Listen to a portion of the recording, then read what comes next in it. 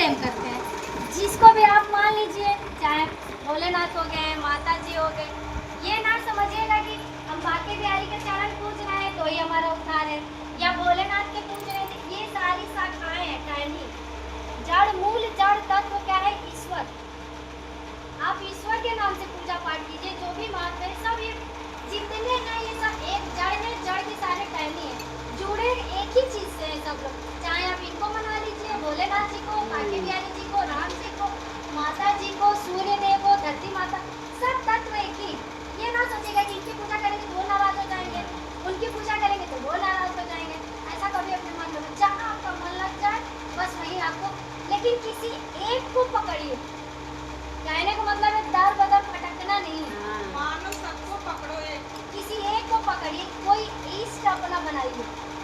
सबसे पहले आप लोग का क्या है, आप लोग इसमें से बहुत लोग होंगे जो गुरु मंत्र नहीं लिया। आपने गुरु मंत्र लिया है? आपने लिया है? हाँ, आपने लिया? हमने ये सब गुरु मंत्र लिया है? हाँ, गुरु मंत्र बोल ही नहीं रही है। आपने ये लिया? बोलती नहीं है आपने ज्यादा। लिया? नहीं, हाँ ना, कुछ हमारे तो भी बोल नहीं लेते, सकते हमारे हैं। जब शादी हो जाती है साथ में लेते हैं। अच्छा। कहाँ गुरु का कौन गुरु है? हमारे गुरु है गुरु प्रेम। पर- सदर में माल बेच हाँ, सही में जोड़े के साथ ही लेते हैं। ठीक है, मतलब आप अपने अपना गुरु बना लिए। गुरु दीक्षा लेना सबसे पहला काम तो आप लोग का ये कि गुरु दीक्षा लीजिए, क्योंकि इस पृथ्वी पे जो है देवी देवता से जुड़ने के लिए सर्वप्रथम पहला माध्यम हमारे गुरु ही है। आज हम भी अगर इस सभा में बैठे हैं और इनके गुणगान करने के लायक अगर आप लोगों को समझ रहे हैं तो ये हमारे गुरु की ही कृपा है। उन्हीं की दी हुई शिक्षा से, उन्हीं के कहे अनुसार जो है, जो थोड़ा बहुत ज्ञान है उन्हीं का दिया हुआ है, उन्हीं की दया से इस सभा में बोल पा रहे हैं। तो सबसे पहले आप लोग अपना गुरु बनाएंगे, अपना जीवन अच्छा। अब कोई जैसे चालीसा आप पढ़ रहे हैं, हमारे शास्त्र धर्मों में बताया गया है कि जब तक आप गुरु नहीं बनाएंगे और गुरु मंत्र नहीं लेंगे तब तक आपके, मतलब बोलते हैं कि कन्यादान तक नहीं किया जाता। अगर आप गुरु मंत्र नहीं लिए हैं तो आपको कन्यादान करने का अधिकार नहीं है। ऐसा कुछ भी नहीं है। देखिए नियम आपकी किस, आप खाना बनाती है तो उसका नियम है कि आपको सुबह स्नान करके तब अपने रसोई घर में जाना चाहिए, दाल चावल को अच्छे से साफ करना चाहिए, तभी जाके कितना, एक गिलास चावल डालिए तो उसमें कितना पानी डालना है। तो ये क्या है? ये नियम धर्म ही है। तो मतलब गुरु मंत्र लेने का मतलब संन्यास लेना नहीं हुआ। संन्यास लेना अलग है, साध्वी बनना अलग है, और आप गृहस्थ आश्रम में रह रहे हैं। तो गृहस्थ आश्रम में गुरु मंत्र लेने का मतलब ये है कि आपके दिव्य ज्ञान जो है, आध्यात्मिक ज्ञान आएगा, जिससे आप घर गृहस्थी को अच्छे से चला पाएंगे, सिस्टम से चला पाएंगे, ज्ञान होएगा उससे। आपके गुरु क्या अब सही से करो ना, उठ के सही से। उसको मत छेड़ो, उसमें बड़ा सही सामान है। क्या लेना चाहिए? हाँ, ठेठी वाटी गिर गया ना। लोटवा पानी कोई बात नहीं, गर्मी है। भगवान जी को प्यास लगी थी। तो सबसे पहले ये आप लोग गुरु मंत्र लेने का अपना गुरु, और गुरु भी योग्य गुरु ढूंढिए। गुरु ज्ञानी। गुरु का मतलब क्या हुआ? गुरु का मतलब होता है, देखिए गु और रू, ये दो शब्दों से गुरु शब्द बना है। तो गु का मतलब होता है गूढ़, अंधकार, तो और रू का मतलब होता है प्रकाश। तो हमें जो अंधकार से प्रकाश की तरफ ले जाते हैं वही गुरु है। और गुरु हमारा, अब ऐसा नहीं कि लोग गांव में भी या अभी लोग कहते हैं कि हमारा गुरु घराना चल रहा है, बोलते हैं ना सर, गुरु मंत्र तो हमारे हाँ, गुरु- और ये भी नहीं है कि हर किसी को गुरु है मान लो। तो नहीं, ये भी नहीं है कि आप हर किसी को, हाँ, गुरु भगवान स्वरूप होता है।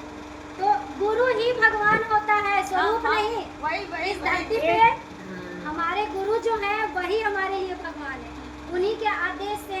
देखिए जब प्रभु भी मनुष्य अवतार में आए हैं, उन्होंने भी अपना गुरु बनाया है। राम जी के गुरु कौन थे? गुरु वशिष्ठ जी। सारा कार्य जो राम जी हैं उनके मतलब वचन जो वो कहते थे उसी के हिसाब से, गुरु जी के हिसाब से ही वो कार्य करते थे। इसलिए भगवान ने दिखा दिया कि पहले गुरु के आदेश से ही आपके जीवन में प्रकाश आएगा, आपके जीवन में ज्ञान आएगा, और जब आपके जीवन में प्रकाश ज्ञान होगा तो ही आप अपने बच्चों को बता पाएंगे।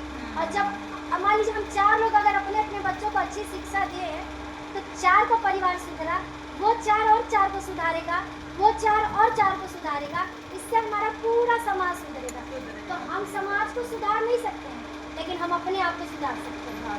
तो सर्वप्रथम हमको अपने आप को सुधारना है, अपने पति को सुधारना है, अपने बच्चों को सुधारना है, उसके बाद अपने पड़ोसी को सुधारना है। पड़ोसी से सिर्फ गाली गलौज नहीं होना चाहिए, प्रेम संबंध होना चाहिए। क्यों? क्योंकि हम लोग गांव से अपना घर परिवार छोड़ के यहाँ आए, लड़ाई दंगा तो करने नहीं आए हैं। सही बात है कि नहीं है? यहाँ हम प्रेम से रहने आए।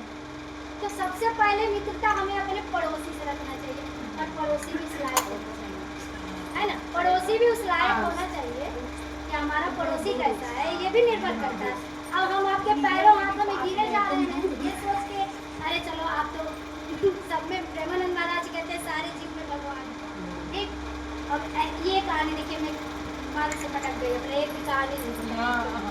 तो ये भी बताना जरूरी था कि गुरु मंत्र लीजिए आप लोग और अपना गुरु बनाइए, तो ही आपके ये जो पूजा पाठ कीर्तन भजन कर देंगे इसका फल मिलेगा। उन्हीं के आदेश से यहाँ मैं आज कीर्तन कर, अभी मेरे गुरुदेव का फोन आया था, अभी फोन आया था ना, उन्हीं का आया था, क्योंकि हम उनके आदेश लेके आए थे कि आज मैं सत्संग में जा रही हूँ। तो उनको लगा देखे ये कुछ बोल पाती है वो अच्छा कि नहीं, तो अपना गुरु बनाइए, और अच्छा गुरु जो ज्ञानी हो, जिसपे आपको पूरा विश्वास हो कि हाँ ये हमारे जीवन को सुधार सकते हैं, ये हमारे जीवन को, हमारे घर परिवार को अच्छे रास्ते पर चला। शराबी नहीं, ऐसा नहीं है कि ब्राह्मण कुल में पैदा हो जाने से सब लोग पंडित हो जाते हैं। इंसान को कर्म से पंडित होना पड़ता है। मैं क्षत्रिय कुल में पैदा हुई हूँ, लेकिन मेरे कर्म से लोग मुझे पंडित ही समझते हैं। मुझे भी वही, है ना? मुझे भी सब पंडित ही समझते हैं। कर्म ऐसा कीजिए। तो क्या बता रही थी, प्रेमानंद महाराज जी आज उनको पूरी दुनिया जान गई है ना?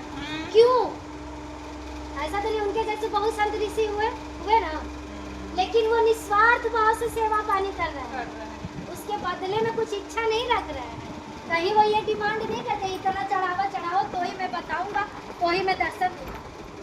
तो कोई भी कार्य आप कर रहे हैं, अगर उसमें त्याग की भावना आप रखेंगे तो उस कार्य में भगवान भी आपकी मदद करेंगे कि हाँ ये बंदा त्याग कर रहा है, मेरा गुणगान कर रहा है, मेरी महिमा कर रहा है। अब जैसे मान लीजिए हम ही लोग हैं, गीत गाना गाते हैं, भगवान से गुणगान करते हैं, तो कुछ लोगों के यहाँ जैसे बिन पैसे का भी जाता है, कहीं पैसा लेके भी जाता है। तो इतनी हे दृष्टि से इन सब लोगों को नहीं देखना है कि अरे तो पैसा लेके अरे वो अपना कर्म कर रहे हैं, ठीक। और पैसा देना जो बात है, तो अब ये बताइए कि उनका भी परिवार है ना, उनके भी बाल बच्चे हैं, और भी उनका कुछ कार्य है, तो वो कार्य उन पैसों से ही पूरा होना है। अब और हम जाके किसी की मदद नहीं कर रहे हैं, और पैसा सब लोग कमा रहे हैं। देखिए पैसे के लिए कहीं वो नहीं है, सारा कार्य इंसान पैसे के लिए ही कर रहा है, पर ये भी निर्धारित है कि आप वो कार्य पैसे के लिए कर रही हैं, अच्छे रास्ते पे चल के कर रही हैं कि बुरे रास्ते पे चल के करें। अब देखिए पैसा भी एक पैसा कमा रही है ना, वो मजदूर भी पैसा कमा रहा है, पर उन दोनों में अंतर है ना, अंतर है कि नहीं है? और कोई अपनी मर्जी से वैसे बना है और कोई जबरदस्ती बना। पैसा दोनों कमा रहे हैं, लेकिन एक इज्जत और मान सम्मान के साथ कमा रहा है, मेहनत करके कमा रहा है, एक मजबूरी में कमा रहा है, उसका वो धंधा होता है। तो पैसे की तो सबको जरूरत है, तो इतनी है दृष्टि से नहीं देखना है कि अरे कीर्तन कर रही है तो पैसा ले रही है। वो अच्छा काम करके उनका वो देखिए कि वो पैसा भी ले रही है तो भगवान का गुणगान करके ले रही है, तो सम्मान की दृष्टि से देखिए।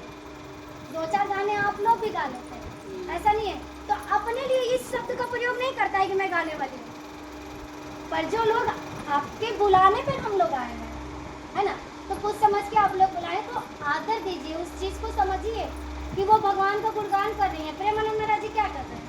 प्रभु का गुणगान कर रहे हैं। हम बाकी बिहारी के पास जा रहे हैं, जब हमारे मन में अच्छी भावना नहीं है, किसी के लिए आदर नहीं है, सम्मान नहीं है, उनके दरवाजे जाना व्यर्थ है। इस सत्संग का मतलब क्या है? अच्छी संगति। जब और अच्छी संगति कैसे होगी? जब आपके अच्छे विचार होंगे, और अच्छे विचार कैसे होंगे? जब आपको अच्छा ज्ञान होगा। अच्छा ज्ञान कब मिलेगा? जब आपके अच्छे गुरु होंगे, और आपको ये भगवान ही वहाँ तक पहुँचाता है जब उनकी कृपा। यहाँ आप लोग आए हैं, हम लोग अपनी मर्जी से नहीं आए हैं, उनकी कृपा। ये देखिए, ये भी बिल्कुल इनकी कृपा के बिना। अब कहते हैं हम भगवान भरोसे हैं, हम भगवान भरोसे हैं, भगवान भरोसे हम तो हैं, लेकिन इस ढोलक को बजाने में जो ताकत लग रही है प्रभु हमको दिए हैं, तभी मैं इसको बजा पा रही हूँ। या हमारे में इतना सामर्थ्य नहीं है कि मैं यहाँ बोल पाऊँ, हमको बोलने के लायक वो बना है। वो ज्ञान ऐसे गुरु से मिलवाए जो हमको ज्ञान दिए कि 2-4 लोगों के बीच में हम बैठ पाए, भगवान की महिमा गुणगान। इसको देखिए, ये सबसे बड़ा उदाहरण है। ये लड़की जो है, मान लीजिए कि आज के समाज की लड़कियों को देखिए, इसी समाज में ये भी रह रही है ना, पर इसका चित्त प्रभु से लग गया है। इसको देखिए, हाँ, इनका चित्त प्रभु से लग गया है। सारे रिश्तेदार गीतनाथ नृत्य में, मैं कह रही हूँ कि सब झूठ है, सब गलत है। जिस पति के साथ आप जुड़ी हैं, जिन बच्चों को आपने पैदा किया है, ये हमें भेजे हैं, उनका पालन पोषण धर्म कर्तव्य है हमारा। पति के लिए हमारा धर्म है, भैया ड्यूटी जा रहा है, उसको खाना बना के देना है। अब ऐसा नहीं कि हम घंटी डुला रहे हैं, तुम जाओ, हमारा पूजा करने का टाइम है। पहला कर्तव्य उनके लिए, उस बच्चे के लिए है जिसको हमने पैदा किया। हमारा घर है, परिवार है, क्योंकि हम गृहस्थ आश्रम में 4 आश्रम में हम लोग की जिंदगी बटी हुई है, जिसमें सबसे श्रेष्ठ अगर कोई आश्रम है तो गृहस्थ आश्रम। प्रेमानंद महाराज जी सुबह उठ के नहा के चल देते हैं। क्यों? क्योंकि उनके पास उनके बाल बच्चे परिवार नहीं है। उनका परिवार तो पूरा संसार है। एक बात बता रही हूँ, वो सन्यासी है, गृहस्थ आश्रम में नहीं वो है। गृहस्थ आश्रम में नहीं है। हम और आप सुबह उठ के चाहें कि घंटी डुला पाएंगे नहीं ना, क्योंकि हमको सुबह उठ के पहले किचन का मुंह देखना पड़ता है। क्यों? क्योंकि बच्चे के लिए हमको टिफिन बनाना है, सुबह उसको टाइम से स्कूल भेजना है। तो पहली पूजा मेरी वो है। और आप ये भी ना समझिएगा कि हम 1 घंटा भगवान जी को धूप दीप अगरबत्ती दिखा रहे हैं तो हम बहुत श्रेष्ठ कार्य कर दिया। अरे हम तो 1 घंटा पूजा करते हैं ना, ये पूजा नहीं है, ये धर्म नहीं है, ये कर्म है हमारा। इतना जो है ये कर्म है जो मुझे अपने कार्य में शामिल किया है। पूजा क्या है हमारी? तो वही है कि हम किचन में जाकर टिफिन बनाएं, अपने बच्चे को पहले देखें कि हमारे पति के लिए नाश्ता का टाइम हो गया। जब ये सारा कार्य संपन्न हो जाएगा तब हम प्रभु के दरबार में जाएंगे। वो हमारी पूजा है। अब हम यहाँ चले हैं और घर में हमारा बच्चा खाना खाने के लिए रो रहा है, तो मैं आपको क्या बता पाऊँगी? अभी आप जाएंगे हमारे मोहल्ले में 4 बातें ही सुनेंगे ना आप हमारे बारे में, तो बोलेंगे ना कि बड़ा हुआ बैठ के भाषण दे रही थी, घर तो अपना संभाल नहीं पा रहे हैं, चलिए समाज सुधार।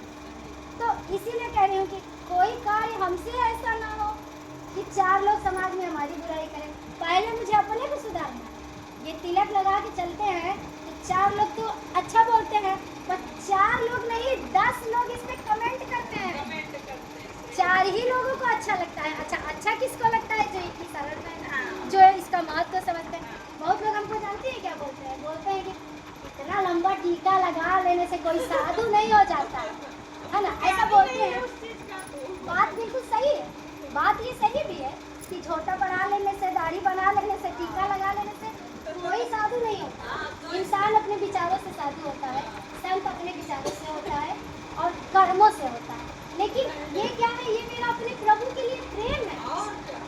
आप लिपस्टिक लगा के आ रही हैं, आप अच्छे से सज सवर के आ रही हैं, इम्प्रेशन के लिए ही ना, पर तो मुझे बस उनको रिझाना और इससे मुझे उनको रिझा रही।